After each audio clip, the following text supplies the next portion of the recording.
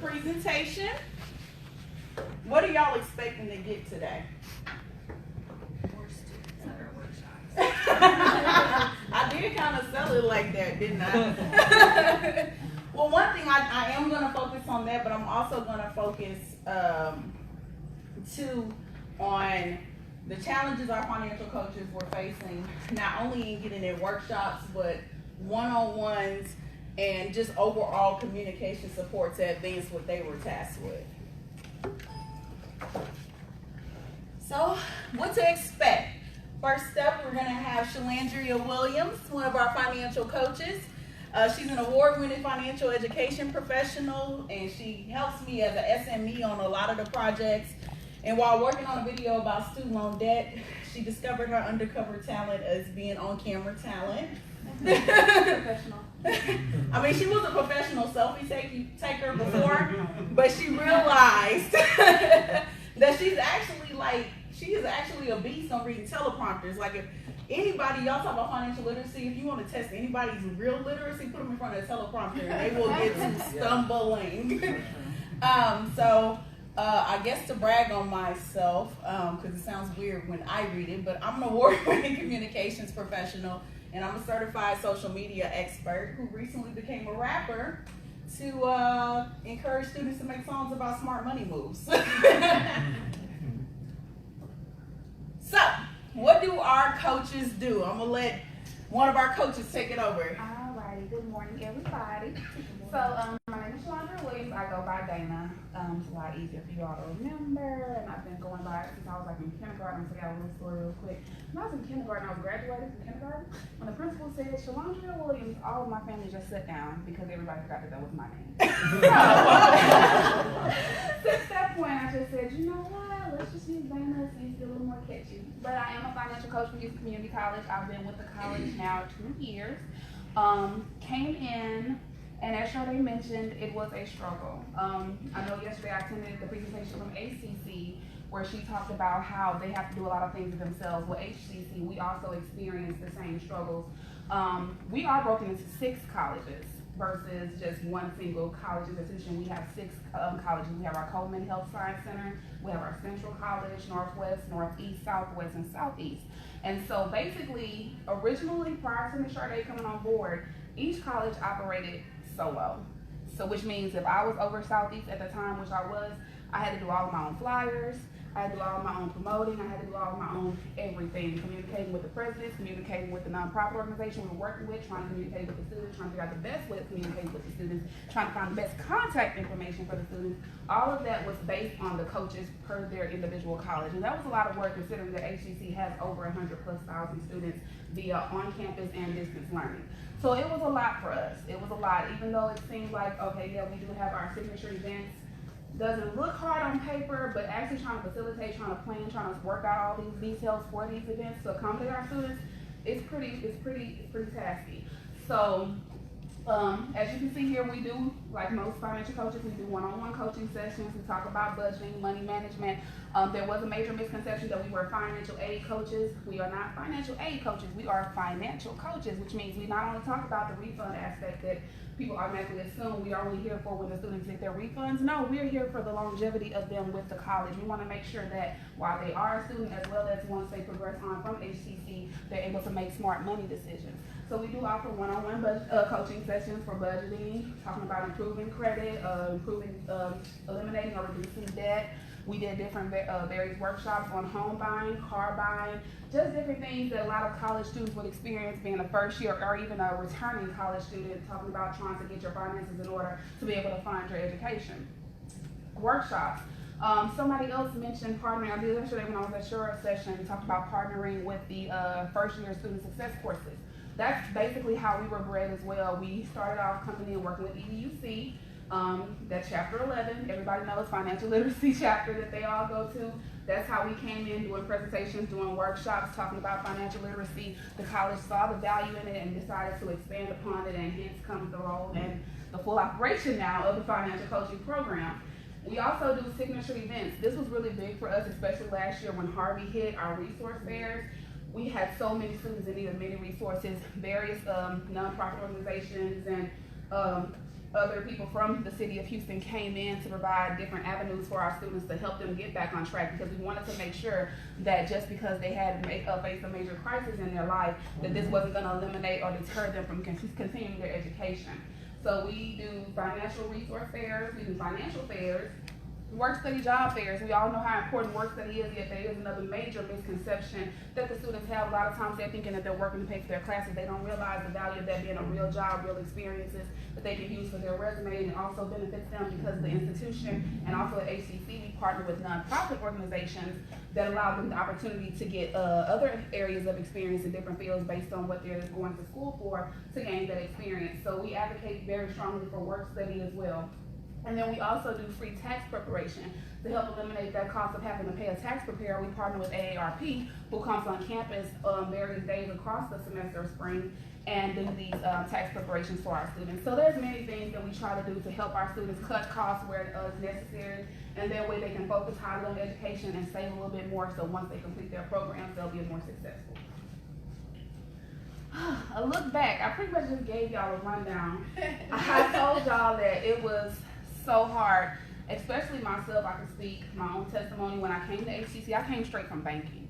So I had the financial aspect, but I didn't really have that student connection piece. Even though I'm really good at communicating, working well with others, just knowing how to reel in the students, drawing in their attention was the key. You had to do something that was catchy. You had to have a benefit for the students, something that would make them stop what they're doing, as long as it wasn't class, to come out and participate and engage in whatever activities or events that we were willing to host. They didn't see the benefit of, okay, I'm gonna come in and there's gonna be some resources. No, they need to know, hey, okay, why am I doing this again? I could be studying, I could be doing something else, I could be on Facebook, even though that may not seem as important as this would be to them. They didn't see the benefit of it.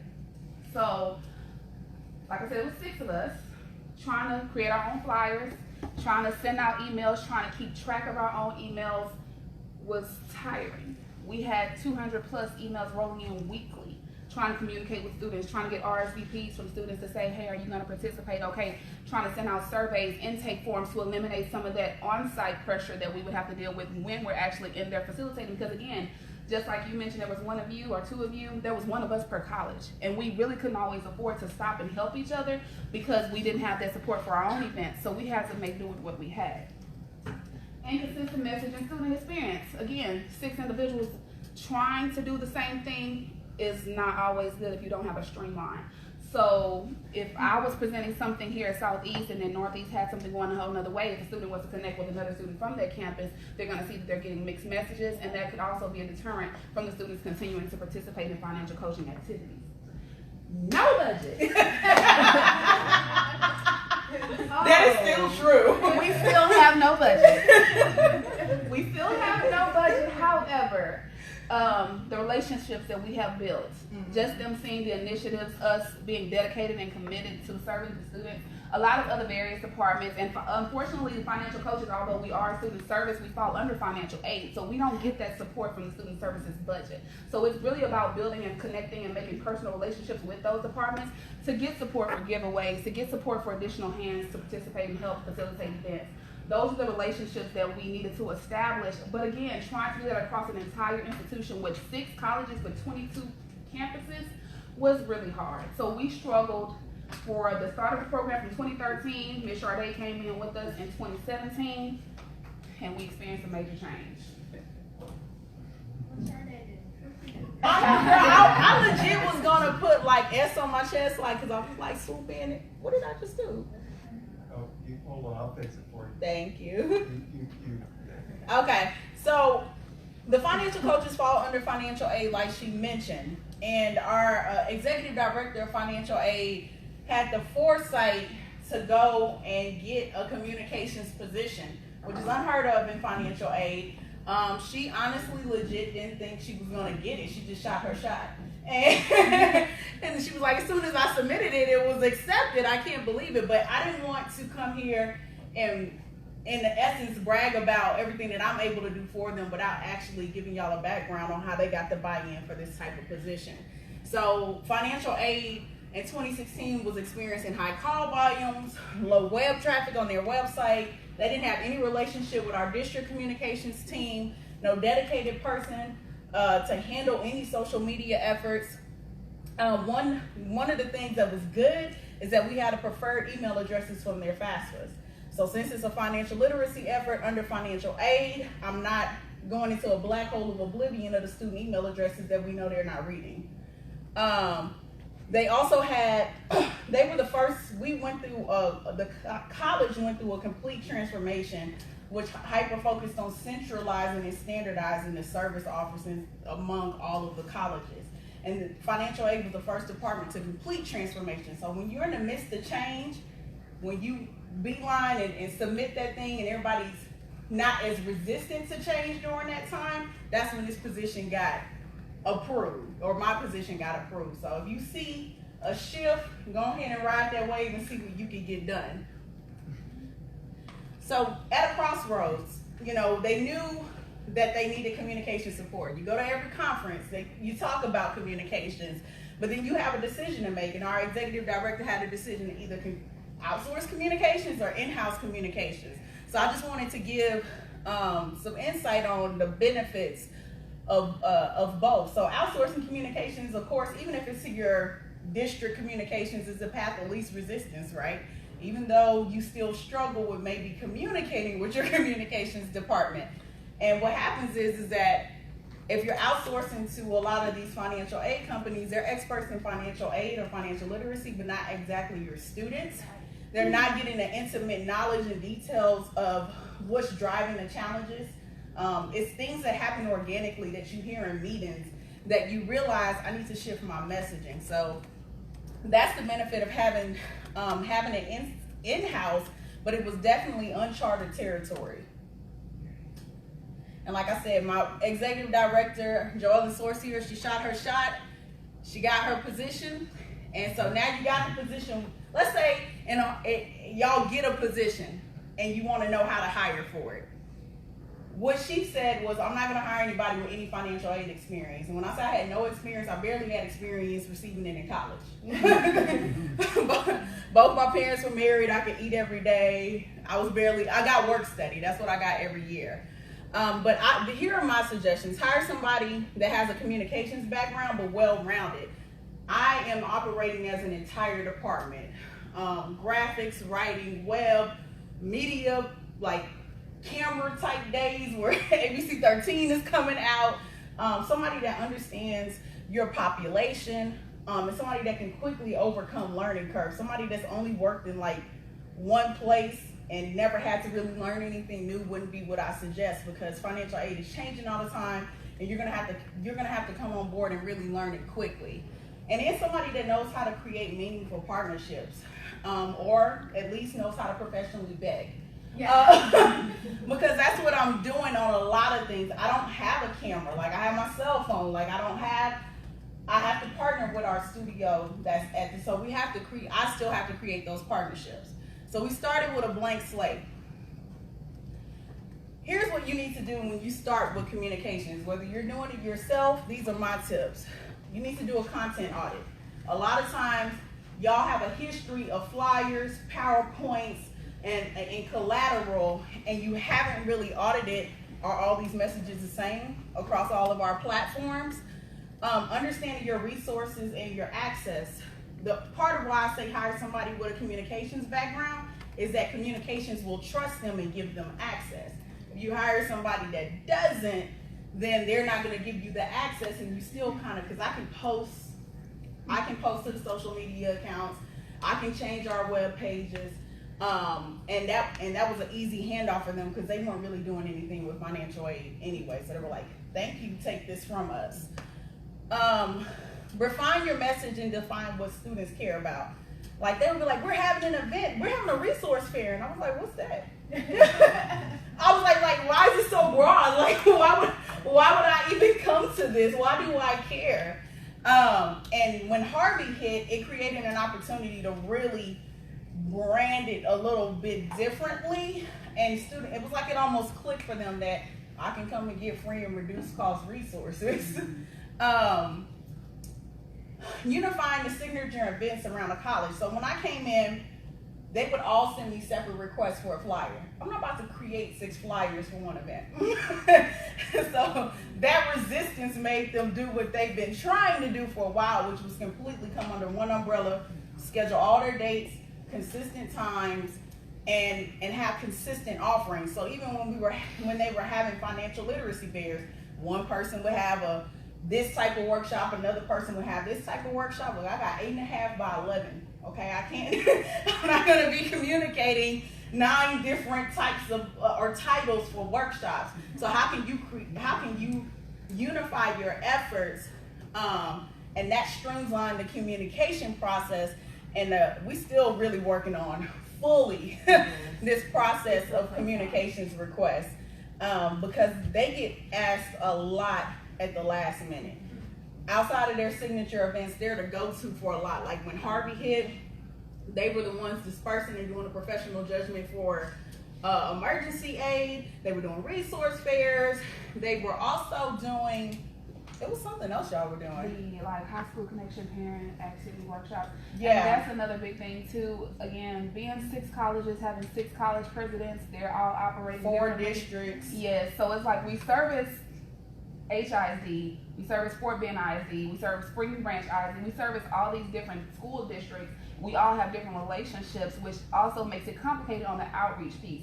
So again, like Shar-day mentioned, we are still trying to work together as a collective to formulate a plan to provide to the district so that they know, hey, don't just call Dana anymore. This is the process now to be able to get whatever it is that you need. Because we do not only do financial literacy, financial aid, we also do different workshops and these things for parents as well, because a lot of times they have to prepare themselves to send their children off to school. So we also offer that initiative, and that's something that the different like CIS programs at the school have relationships with us independently, but we're trying to let them know that no, we can do this as a team, we can do this as a unit, this is what we need to do.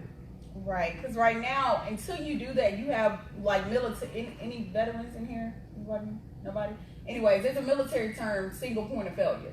So if one person leaves and that whole initiative just kind of drops. And so when you have a single point of failure, and you don't have these unified processes, it affects even more than communication. But communication with your partners need to know what to be able to expect out of you. It's even bigger than the students. And also deciding on what to measure, so that you can create an impact-based narrative. There was a lot of stuff at the end of it. They were like, we did great. And I was like, what's the proof? and here's the thing. Data doesn't always have to be like this grand, I had a survey and we had a percentage of this. It was simple things like how many dollars in refunds did the students get from the tax prep. They weren't tracking that before. They tracked how many came through, but when you were able to shift that narrative and say, our students didn't have to pay for tax preparation, and we had over $200,000 in refunds from free tax prep from our students, then your narrative is a whole lot stronger. Not even just with the students, but also internally when you're trying to garner buy-in. During Hurricane Harvey, they did they had food distributions, partnered with the food bank, and they were coming and doing mobile food trucks at our campuses. And I was like, so we're not gonna measure the food we giving out? And I can't tell you how many times we got asked the same data point. It was 150,000 pounds of food that we gave out last semester through the partnership with the Houston Food Bank. So being intentional when you start your events to get the data, that you actually have something to communicate afterwards. So here are the platforms that I use to get the word out for the financial coaches. Right now I have access to Blackboard, eBlast, and again, I have the preferred email addresses from the FAFSA. Value-added subject lines, that's huge. I would do simple things like instead of make sure you come, I'll just be like, come through. I mean, like, honestly, these are the types of subject lines I do. Come through for a chance at a scholarship. Yeah. I know when they were having their financial literacy fairs, they were selling the workshop and not the scholarship opportunity. And so I didn't even really mention the workshop. I was simply like, come through for a chance at a scholarship. Attend the event, and you'll be in it for a chance to win at a scholarship. They saw a 36% uptick in the students that came and actually submitted the scholarship application. So social media, Facebook is our largest platform. We also have Twitter. We have a student blog. I work with communications. If I really need to push something, they will sponsor that post on social media to extend the reach. And I also use memes, video, 2 types of video. So we have a full television studio in our basement, HCC TV. Sometimes it doesn't take all of that. Sometimes you just need to be live at an event with your cell phone and doing stuff that, see what HCC TV is going to do is they're going to come through, interview the stakeholders, get a couple sound bites, put it together. If I go out with my cell phone, I'm going to make it look like you need to be there. So, you know, it's more so like I'm going to have a video. I'm like, listen, we are live. It's pizza out here. We're at the workshop. I'm going to get a student to say, hey, what are you getting? What would you tell somebody that didn't come why they should come? Like asking those right questions on camera and almost letting them. So there's a difference between advertising and PR. Advertising is saying, hey, look at me, we're doing a good job. PR is when somebody else tells that story for you. And so that's what we're really trying to get is to get the students to say why other students should come through. Website, when I got there, the web page wasn't up to date and it wasn't clear why a student should actually visit a financial coach. And that's literally what I put on there, why you should visit a financial coach. Also, the way our URLs are set up at our college, it was hccs.edu/student/financial aid/financial coach. Try putting that on the flyer. So I don't know if you all are using this, but I'm pretty sure y'all's communications department can set up what they call a vanity URL. And so I do this for even a lot of their events. So hccs.edu/FinCoach. I've done hccs.edu/student-debt, hccs.edu/FinLit scholarships. So whenever I need something or a campaign that I really need to drive it behind, this is one of my first steps to get that. Also a navigation update. Their role has become a hybrid of helping a student through a financial crisis by connecting them to resources, and then also the events aspect. One thing that I did, because they were so buried on the website, it was hard to even get to their page. You had to be looking for them. So when their role shifted to more support for financial emergencies, I created a link on the main navigation that says help with financial emergencies.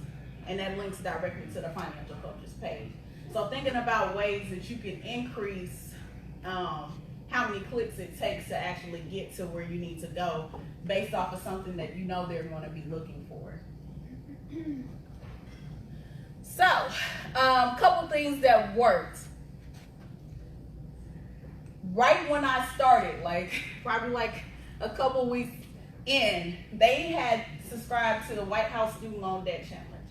They were out getting pledges. I believe they almost got 1,000 pledges from students to take from students, staff, and faculty to take charge of their student loan debt.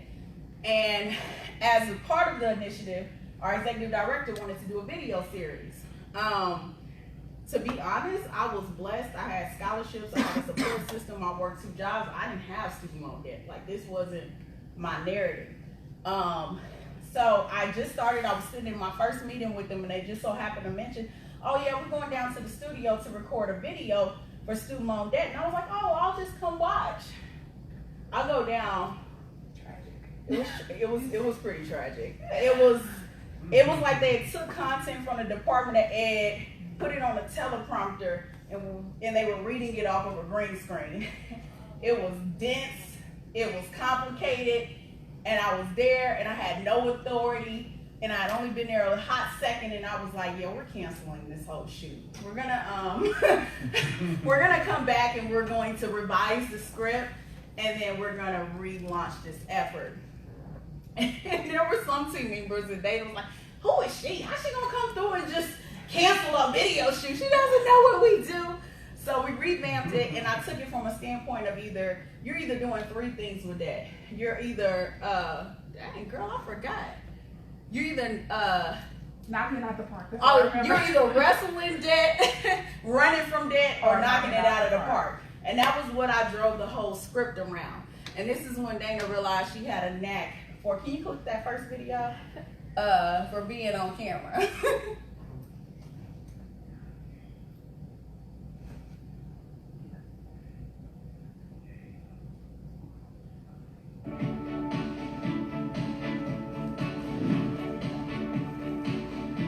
So it's a 5-part series. When it comes to student loan debt, people are either running from it,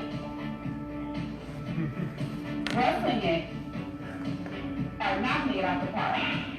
Which one are you doing? I, for one, know how tempting it is to run from something that seems like an unattainable goal. But I've learned that if you're running from it, you're going nowhere fast. If you're wrestling it, you may just tap out. We want you to knock it out of the park. But how do you say? Well, the first thing to know is you got options. Say it with me. I've got debt, but I've got options. And yes, you do have more options than any ramen noodles for every meal. I've got nothing against noodles. They carried me through college, but I want more now. And for one, I don't want student loan debt to hold me back. Before we get into your repayment options, let's talk about what you're facing with the different types of loans. So yeah, that's the end of it. So we broke it down into different videos, because it would have been like a 15-minute video without that. But each video kind of build upon one another. So like, we didn't want to assume that they actually knew the types of loans that they were taking in out. A lot of them still don't know the difference between sub and unsub, and then just the implications of it.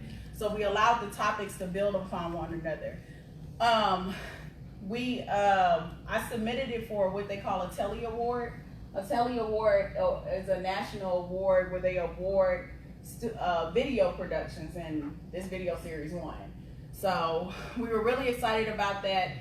The board recognized us for receiving a Telly Award. And this is what I'm saying. I'm saying that to say this, even though this wasn't like, oh, the students are recognizing you with an award.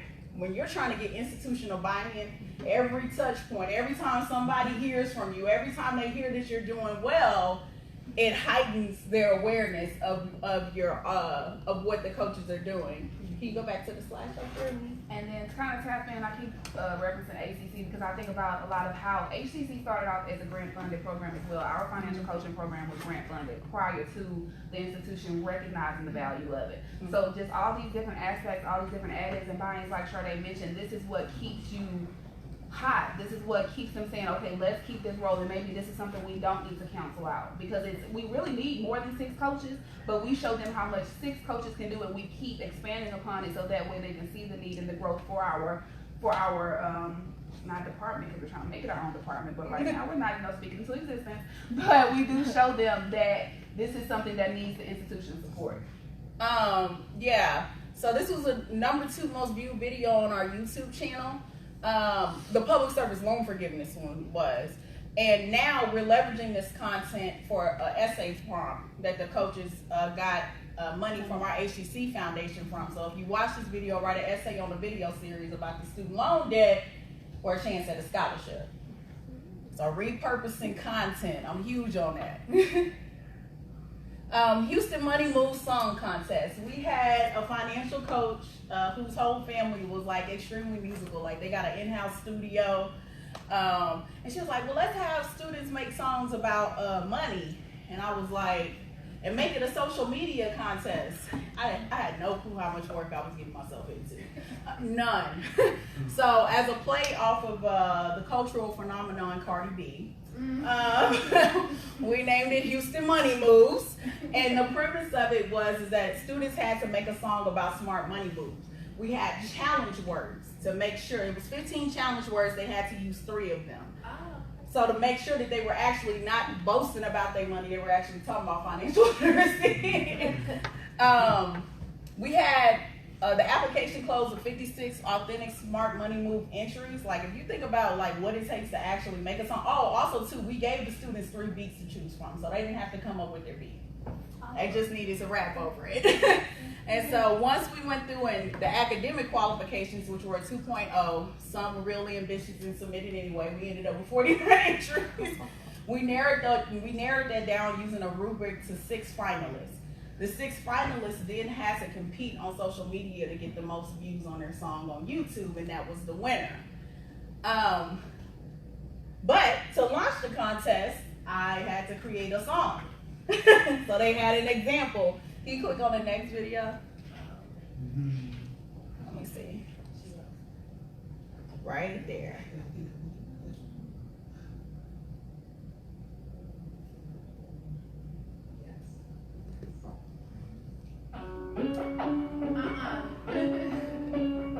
HCC, Houston Money Week. It's a collaboration, y'all. Houston Money Moves Scholarship, child. The person said you can be financially. Let's be 100 in colleges of power. You say stuff like I got money, but it isn't me. Wasting money like Husband bills, struggle is real. Sometimes circumstances really just aren't ideal. It costs money, we don't know to make a change. Financial coaches got the flex to put you on game. Get your credit up, secure a bag of scholarship. Financial coaches are the plug for them tips. Houston Money Moves Challenge full of fake. You might get chosen if that scholarship check. If you got your money, then prove it. Make a plan, work the plan, and execute it. Earn your degree at ACC, you can do it. Hey, that's the money move. Houston Money Move. Houston Money Move.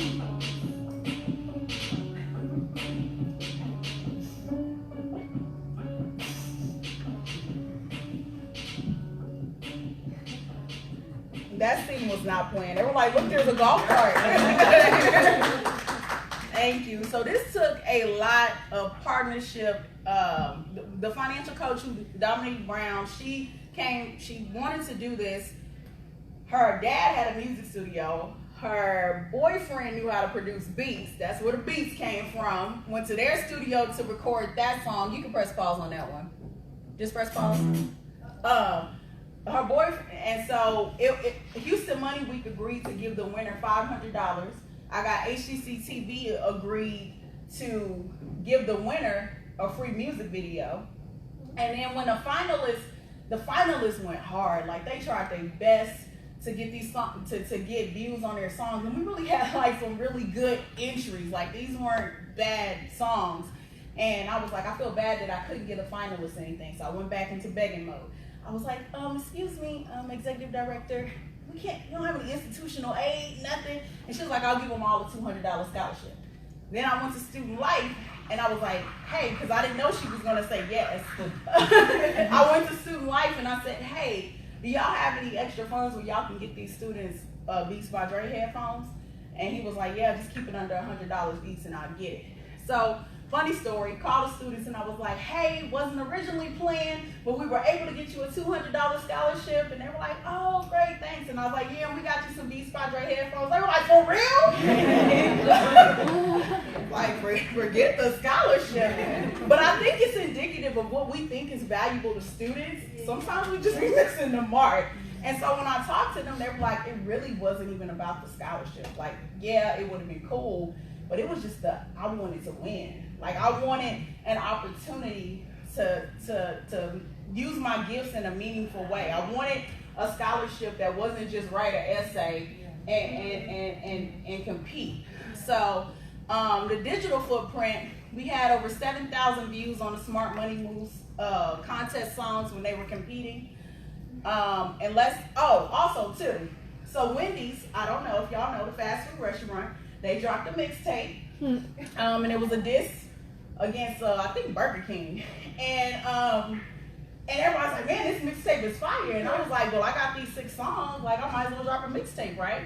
So did Houston Money Moves Volume 1 mixtape, repurposing the content. It already existed.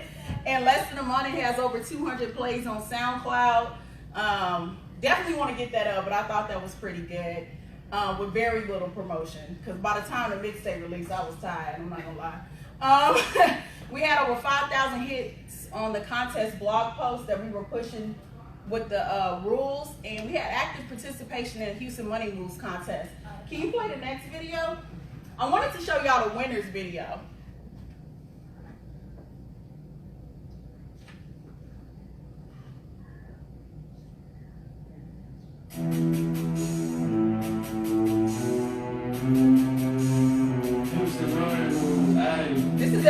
campuses. I'm trying to build up my credit so I can build a legacy. You ain't gotta struggle, it is what my future telling me. I get ice sleeves, can't you see? Like a spelling bee. Ain't no guilt in my family.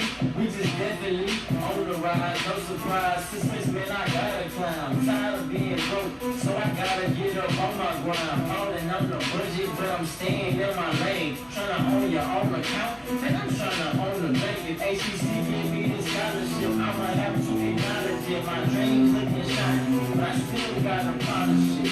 This they used to run me like every day. Learn about investment, boy, that's a big takeaway. Money in my data gonna help me for the future. I'd rather be a winner and never be a loser. And if you speaking negative, then I might have to mute you. Let's make money, why would I make excuses? I'm trying to get to the breeze, man, I'm so cold. Plus this financial security don't protect my goals, I'm in class focused. No distraction, straight devotion, financial literacy. Don't help to get the motion. Truly busy be my name, and I'm chasing wealth. And truly means true reveals, open the love for yourself. Truly. That's awesome. And I think yeah, I know, right? So we actually went into all the music business and sound engineering classes and was like, hey, we got the scholarship contest, you need to submit. Like, honestly, none of the students in those classes submitted. Like, we had he's a psychology major, nursing, marketing. It was just interesting, again, going back to the point of we think we know what they gonna do, and sometimes they just surprise us. I don't know how to film. And the filming is very interesting, like moving a camera. So I don't know how to do that. my background before I started here was TV. So I'm actually not like a shooter, but I'm more so of a storyboarder and a producer. So I'm basically pointing and telling you what to shoot. But I told them I wanted cinematic views. You can also show them example of videos that you like and then give them that concept. But I basically went around the campus, listened to the lyrics, and figured out what would match what he was listening to.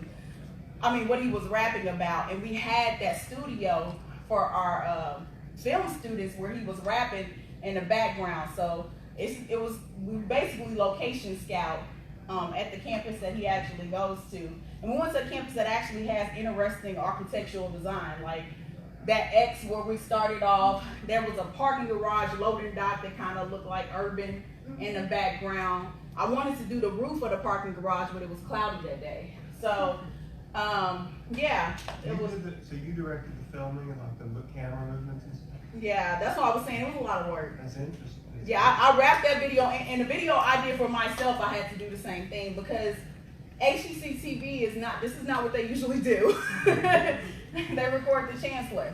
Yeah, it's more of a point and shoot journalistic type style that they're used to doing. So this definitely was a reach, but there were people down there that were waiting for a chance to actually work on something different. You know, when you're even in your role, you get tired of doing the same thing every day. So they were waiting for a chance to do something different. And I also wanted to make the video really well so that students would want a video like that the next year. So we're building on this. We've already got verbal commitment that Houston Money Week is going to sponsor the scholarship again next year. We were nominated for one of their awards, Outstanding Star Awards, and so we'll find out whether or not we get that later on in June.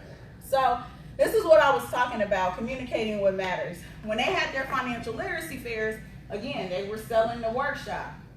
And to be honest, it was like 12, 15 different events with different titles, and I just honestly didn't have the time to come up with a flyer, so I just came up with a meme. And that's what I e-blasted out to students. And this was pictures of last year's winners, and I was like, this could have been you, but you didn't come last year.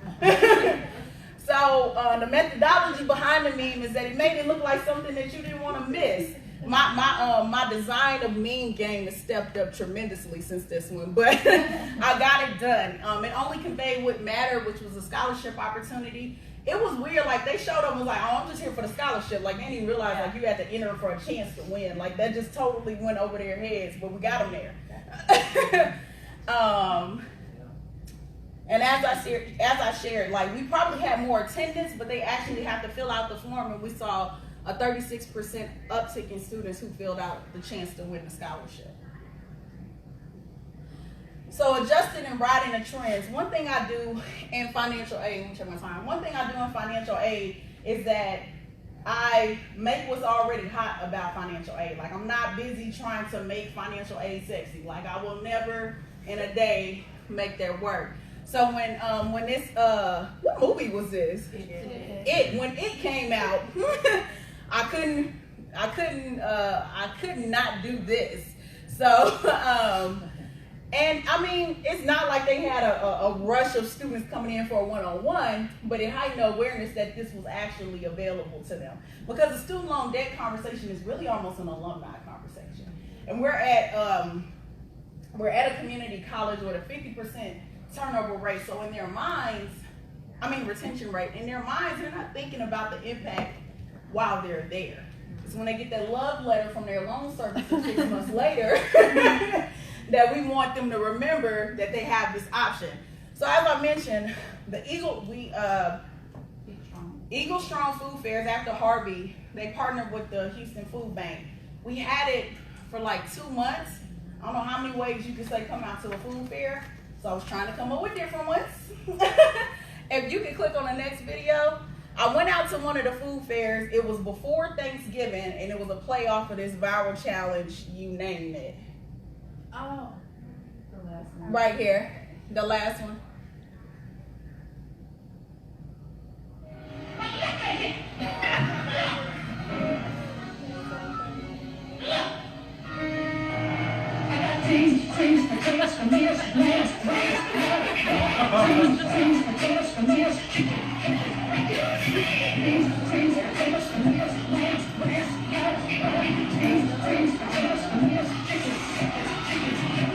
So that was the last.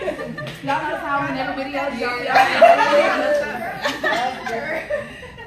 So I shot that on my cell phone, just downloaded an app that allows you to play the song at the same time, and it was a quick upload. Yeah, we did it right around Thanksgiving every year at Thanksgiving that song comes back around. So that actually plays in, so that actually plays into one of the things. I unintentionally start putting the financial coaches in everything. And it like institution, they were like, especially Joel, the guy that was in this video, they were like, Joel, you're like in every video. But it's almost like you gotta humanize and put a face to the financial coaching team. And the mere fact that they were just in all of these videos, you saw them around campuses, is elevating the awareness of the team. One thing that I'm big on is not calling it financial literacy. Like, it just needs to kind of happen for them. They don't need to know it's happening. And so when you create valuable opportunities that inherently lead them to making better financial decisions, that's what we're trying to do. So if you have a financial fair and it's like, come out and learn how to do budgeting, like I said, I flipped it and it was like, come out for a scholarship opportunity. Scholarship inherently reduces debt. While you're in the workshop, you're gonna learn how to manage your money better. Making strategic value-added partnerships with Houston Money Week, with the Houston Food Bank, it allowed us to offer things that were valuable to the students, like even outside of giveaways. Again, creating what's in it for you type messaging, using viral content to make align with what you have going on, creating a consistent student experience, and having those data-driven narratives. So when you go in before you start an event, how am I going to communicate the impact? So our coaches highlight reels. See what I did there? In the beginning of the semester, they won the Chancellor's Award. This was an inaugural award. They were so familiar with what the coaches were doing that it was almost kind of like a no-brainer for them. The tax prep this semester, 265 students were served. That's 50% higher than last year. Over $233,784 in refunds to our students who didn't have to pay for their tax prep. 30 scholarship opportunities they created through partnerships with the food bank and with HCC Foundation and Houston Money Week. and they're getting invited to speak, individual honors. They've been featured on local media, and trade publications. And I always like to end with a mic drop and questions. Any questions? Yeah, what was the app that you were talking about? You combine the music and the video content. What was that you used? Oh, I'm gonna tell you after. It wasn't musically. I'm gonna have to look at it on my phone because I'm live streaming now. But I will tell you. Are you live streaming now? It's right there. That's what I was trying to set up. I don't know how great this cycle is. I got it. You got it, girl. Thank got you. Did anybody else have any questions about I value the financial coach's input really, really heavily. Like they create 80% of my work, to be really honest. Like it was designed for financial aid communications, and they slipped in, dragged me back to that cave, and wouldn't let me go. So, So y'all have 6 financial coaches for 22 campuses? Yeah, it's 6 colleges, so we have 6 coaches, but each college has several campuses. satellite campuses. Okay. So yeah, so that's why it's broken up. Like I'm over half of Southwest and Coleman, which is the medical, and Northwest right now. So it's kind of like that's 5 campuses. And then like Northeast alone has 3, Northwest alone has 4, Southwest has 5. So it's kind of like each college, that's why I said I split Southwest with another coach, and then we have Central, which is really 2. But it's like Central is Central, so it's like that's the majority of our population of students right there. And then they also have a satellite campus. So it's just 6 of us. We do a lot of road hopping because we support each other. We represent the institution as a whole. Even though we have designated campuses, we are still HCC financial coaches. I'm not just a Coleman College of Health Sciences financial coach. No, I'm a HCC financial coach.